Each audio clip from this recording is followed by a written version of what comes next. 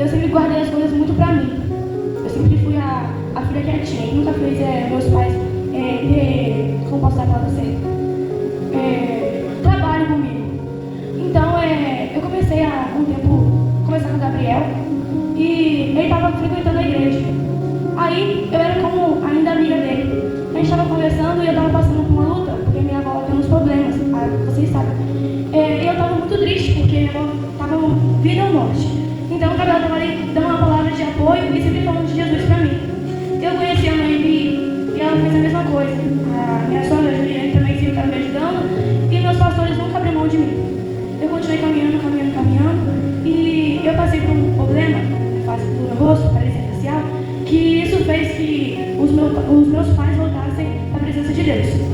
E isso foi muito difícil para mim, porque eu falei assim, Jesus, eu estou caminhando, eu estou buscando, estou orando, dando o meu melhor para o Senhor, e eu estou passando por isso. Só que eu não entendia o que Deus queria. Então, Deus foi, no meio dessa paralisia facial, foi trazendo meus pais à presença de Deus. Primeiro foi meu pai, e depois com muita oração foi minha mãe. E hoje em dia, eu continuo firme, a gente não nervosa. E o meu padrinho Geraldo, Alberto, Rayane, os pastores Casemberg e a Fabiana, sempre estavam do meu lado também num momento difícil da minha vida. Eu era uma menina muito oprimida, uma menina que vivia escondida assim no meu quarto, mas nunca falava o que eu sentia para os meus pais.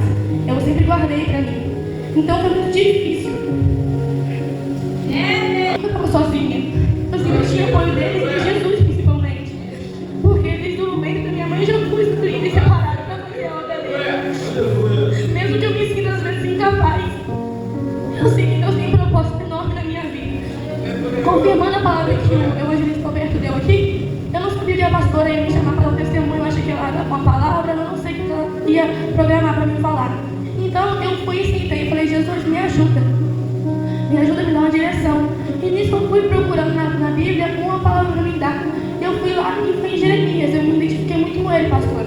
Porque lá no capítulo 1, no versículo 4, 5, 6, ele lá estava falando que ele já era escolhido e separado. E para ele era profeta. Deus dizendo ele para fazer profeta das nações. Então, ele falou assim, soberano. Como se ele fosse muito jovem para ele fazer a obra do Senhor. E às vezes eu paro e penso, eu me sinto muito jovem para fazer as coisas que Deus tem para minha vida. Só que eu boto assim na minha mente, Deus vai me capacitar, Deus vai colocar as palavras certas na minha boca para falar das pessoas que necessitam de uma palavra. E se eu não falar, vai que a pessoa lá fora precisa pelo menos de uma palavra, pelo menos de um abraço, um louvor. Eu sei que Deus não me chamou apenas para o louvor, Ele tem grandes coisas para minha vida também. Aleluia. Só que aí eu paro e penso, Jesus, é isso mesmo que o Senhor quer para minha vida? Eu fico questionando Ele, eu fico em insegurança, mas Deus vai e fala, filha, eu estou contigo, eu não solto a sua mão. E nisso, passando um tempo, a minha avó, ela foi melhorando, fui entregando as mãos de Deus, foi melhorando, e eu fui falando, Jesus, seja feita a tua vontade, mas que eu peço ao Senhor que não leve, ela não tire de mim, porque senão eu vou ficar sem forças, porque eu sou muito grudada com a minha avó. A minha avó é minha segunda mãe e eu preciso força todos os dias.